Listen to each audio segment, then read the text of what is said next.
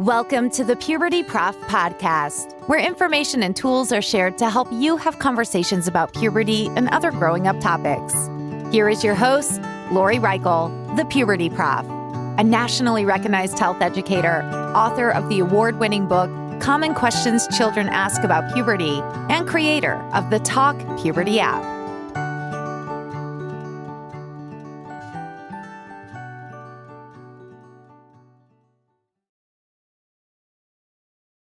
Hi, and welcome to the Puberty Prof podcast. I'm your host, Dr. Lori Reichel, the Puberty Prof. If you've been listening into this podcast, you know it's geared towards parents and other caregivers, including educators like health teachers, to make sure that we're doing the best we can to help young people go through those years, not only survive them, but thrive through those preteen and teen years. And so this season of the Puberty Prof podcast is about giving more updated information about puberty and adolescence, as well as the tools that we can provide for young people. Today's episode is going to focus on some basic things we can talk about regarding planning and goal setting. And to help us out, I have invited Ms. Jackie Dipzinski, who is a colleague of mine in New York at another university, and I'm looking so forward to our conversation. I have to admit, when I first met her and she talked about how she teaches about skills, but particularly her favorite skill is planning and goal setting, I noted she said the word planning. And a lot of people don't always say that word planning when they talk about goal setting. So I'm looking so forward to our conversation, and we're going to break it up into two different recordings. So before I continue talking more about what this episode is going to focus on, let me have Jackie say hello, and would you say hi to our audience? Hi, everyone. I'm very happy to be here today, and thank you, Lori, for having me do this podcast with you. Well, again, I'm thrilled to have you. And so again, I'm speaking with Miss Jackie Dipzinski. And can you tell us a little bit about your background, Jackie? Sure. So I'm 21 years into health education.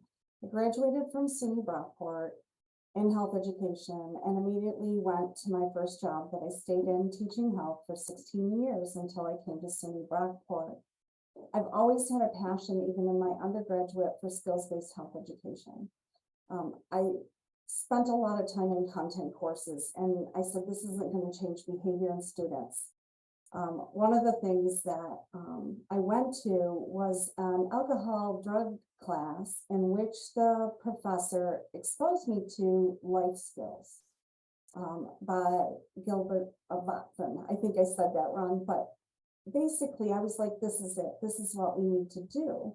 At the same time, I was also tapped to work with Genesee Valley BOCES, who was the hub of health support services for the state of New York. And they asked me to help write the guidance document with them. And so I spent some time over 3 years writing that document and then writing an exemplar unit plan based on that for the state. So this is something I've been passionate about, I guess, for a very long time. So having this opportunity to come to higher ed and be able to share the things, my learning from being in the classroom with teachers is really exciting. That guidance document that you referred to, Jackie, I remember when I had the initial trainings, and that paradigm shift of instead of focusing on so much content like factual information, because sometimes we think as adults that if we tell young people all of this information, that's going to change behavior. Yet, like you noted in that one course, that doesn't mean, just because we talk about alcohol and other drugs, it doesn't mean students aren't going to use them. Young people won't use them. It's more, how can we provide the life skills behind it?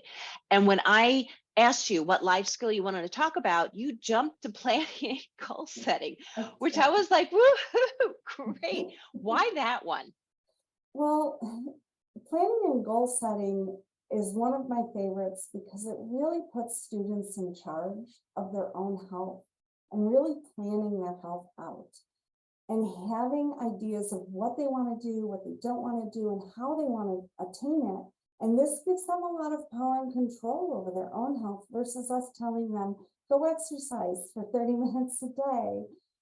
If they're planning on their own and they know that that goal can change and shift as they grow over the wellness spectrum, then that gives them a tool set that follows with them for the rest of their life. So I'm a fan of planning and goal setting because of that. It puts not just the goal in there, but it puts in all the supports to be able to attain goals. And that's applicable everywhere. That's applicable in their job someday. It's applicable in their health. It's really every part of them and giving them control over what they choose. So that's I love how that. I like it. Yeah, because it gives the young people ownership Yes. for what to do. And so if we can focus on this episode about what the basics are specifically for planning and then goal setting. And then for the next episode, if we can have like a more concrete example, if it works out that way, that'd be really great. Okay. Right. So again, when you mentioned that this was a favorite of yours and it's National Health Education Standard number 6, if I'm remembering my numbers correctly, and we have it in the New York State guidance document too. But you were very specific about planning and goal setting. So to you, what is that planning part? What is that about? So the planning part is a variety of things. And this is also in the standards as well as in the guidance document. It's really looking at, okay, I have this goal, now what? How do I make it happen? It's all about the pieces that we put in place to ensure that my goal is met. So I start to look at who are those people in my life who can help me and how can they help me? So support, sometimes we just have students write down their name. You don't have them sit there and go, how are they going to help me? What do I need from them to help me achieve this goal? So the support is one piece. They have to look at, like, why are they doing this? Why are they choosing this goal? What are the rewards intrinsically, not just extrinsically? Students, we know that extrinsic rewards can work for a short period of time, but ultimately people maintain their goals more when they are using that intrinsic motivation. Like, I want to do this because I want to make the soccer team, for example. And then they have to also look at and be very self-reflective to be able to know what's going to be a barrier for them. What are the things in their lives that influence their behavior that maybe isn't always a positive? It might take them away from their goal. So how do I identify what those barriers are? And then then they have to come up with how are they going to overcome that barrier. So what are they going to do differently than they've done in the past to be able to overcome that barrier? I'm trying to think of a quick example here, because this one's one we used to do a think aloud in class with. And so the barriers can be anything. I'll use one I used to use with the kids. So my parents were immigrants, and so they had a very specific Christmas dinner. And it was Christmas Eve. We never really had anything on Christmas Day. It was a regalia, which is a Polish holiday. And in that, my parents would have like 5 or 6 different meats, but there were never a lot of vegetables and fruits on the table. But that was part of the tradition. Lots of breads, lots of meats, lots of cookies. And so, I would know that was a barrier for me, and I would use this as an example when I was working with students because of my parents' culture and our family's culture. And so I brought the fruit and vegetables all the time to Christmas dinner. So that is how I would use that as an example of a way to overcome their barriers, is what can I do differently? That's really powerful to say, this is my barrier and this is what I need to be able to move my plan or my goal forward. And then the next biggest thing I always have students think about is, what are the resources around them? Who besides their supporters? Are there local agencies? Are there, local gyms? Are there local counselors? What resources are in our community that if they're really kind of struggling, they could go to that? Maybe it's a website for how to quit smoking. So that just kind of gives you an idea of what I think of as planning.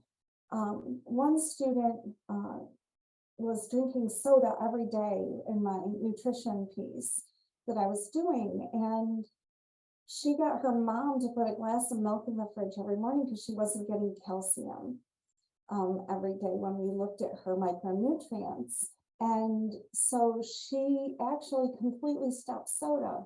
So the other piece is that it's small changes that have big impacts. So what's the small change that I can make? We think of goals many times as being these great big things. And in reality, yes, they are, but they also need to have that, when we talk about SMART goals, they have to be very specific and measurable and achievable. So, and they have to be realistic and relevant and time oriented. So I want to achieve this by a certain time in my life. And at that point, I might pick up a different goal based on what I've achieved. So I kind of went over both. I went over planning and goal setting because they are interconnected. Because I can't make a huge change that I can't attain or that's not realistic. Many times our kids don't have control over what's in their home. So how do we help them help themselves with the tools that they currently have? I have to say, I love your reference to some of the other standards that exist out there, like the accessing reliable resources and then analyzing influences. So that's where, when we teach in the health classroom, all those skill/standards all mingle together. They just work with one another so well. And if you're a parent or caregiver at home, we can still go over this, even though you're like, well, I'm not a teacher. Well, yeah, you can still use these tools to go over with your young person. Because what I find is fascinating, and this is where I've talked about goal setting at the high school level, is that like when we look at substance use and substances overall, nobody has a goal of getting addicted. No. Nobody. And it's like, so how can we plan that if we're going to choose to use a substance, how are we going to, and I support this for older, like for people of legal age, I have to support that, that able to use substances, but how can you make sure that you don't, if you don't have an unhealthy relationship, even with alcohol. Correct. So, and to have like young people go like, wait a minute, that's right. How do people get there? What was their journey? And then what could have been put in place, could that person have done or others have done to help create a different journey? But before we go deeper into like some examples and stuff, because that's going to be in the next episode, can you go back to that acronym? Because for goal setting, you had said SMART goals. So if you would break down what that means again, that SMART goal. So SMART is an acronym, and it means that each letter of SMART is a part of how you write your goal. So it has to be specific. It has to be measurable, achievable, realistic and relevant, and time oriented.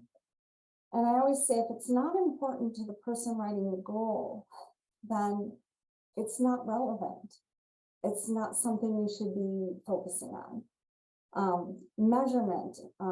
So time oriented, I'm going to work backwards. So I'm going to go from time oriented. So that would be, by what time do I want to do this? Is it 3 months? Is it in 5 months? It has to be realistic to what I want to attain.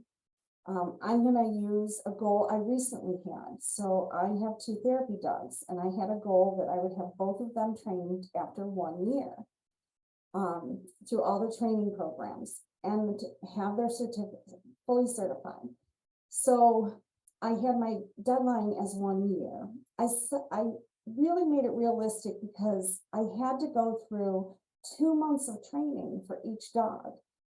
So I needed a break in the middle, and I knew I needed a break in the middle because also I had to work on bringing the one dog up on her hours after attaining her certification. So I looked at, is it achievable? Can I do this in 1 year time frame? Absolutely. You know, could I measure it? Yes, I could measure it by the success of the dogs really getting their certification, and then also through how they scored on their testing. So there's ways that we can look at the measure to know that we attained it or we didn't attain it. And then it has to be very specific to the task that you want to get done. So, sorry, throat clearing there a little bit, but that's just a quick example of how to use a SMART goal. I had lots of students use them over the years for a variety of things, up to and including your situation that you talked about with a student who his brother came to me and he says, you know, because you taught planning and goal setting, my brother came home. He said to mom and dad, I'm an addict. I'm going to rehab. I'll be back in 3 months. So he recognized the symptoms that he was addicted to the substance, and he knew the ways that he could resolve that issue. And that's very that is powerful for, you know, his parents were surprised, you know, like, you know, that he did all this on his own, but that's what planning and goal setting can bring to students, to be able to say, no, we're not going to prevent everybody from using a drug. But we can give them the tool set to be able to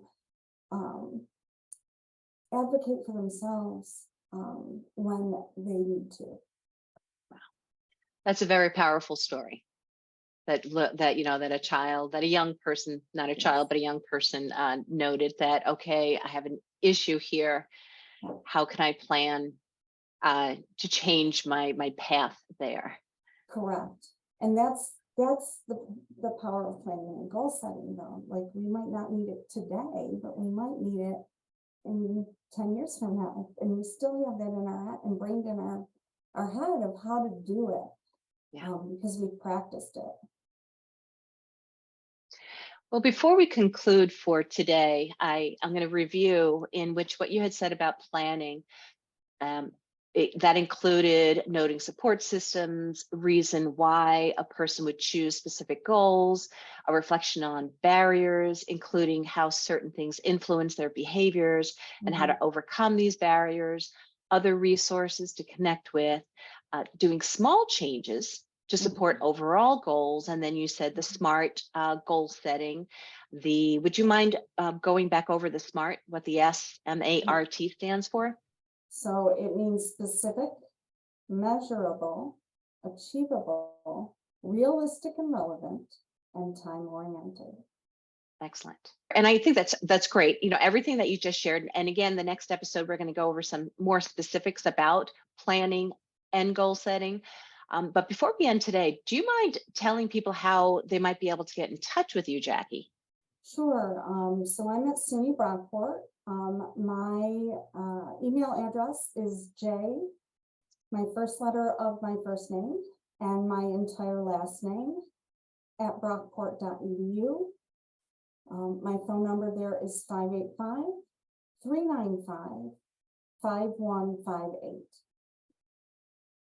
And I'll make sure I'll have your information in today's description so people can definitely have easier access to get to it in case they didn't have time to write it down.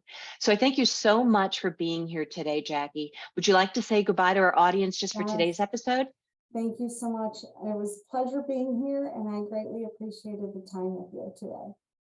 Well, I thank you, Jackie. I truly do. And to our listeners out there, feel free to connect with Jackie as well as myself. You can contact me at pubertyprof@gmail.com or go to lorireichel.com or pubertyprof.com. That's my website. You can connect with me there. I thank you so much for listening in and learning more about planning and goal setting. And I hope that you have a happy and healthy day. Thank you for listening to the Puberty Prof podcast, where information and tools are shared to help you have conversations about puberty and other growing up topics. Did you enjoy this episode? Please like, share, and subscribe wherever you listen to podcasts. You can also follow the Puberty Prof on Twitter or Instagram. The Puberty Prof, Lori Reichel, wants to hear from you. Go to pubertyprof.com or click on the link in this episode's description. There you can find more information, as well as ask questions to be answered by the Puberty Prof in a future episode. That's pubertyprof.com. Also, remember to check out the Talk Puberty app and the book, Common Questions Children Ask About Puberty. Until next time, this is the Puberty Prof podcast, where information and tools are shared to help you have conversations about puberty and other growing up topics.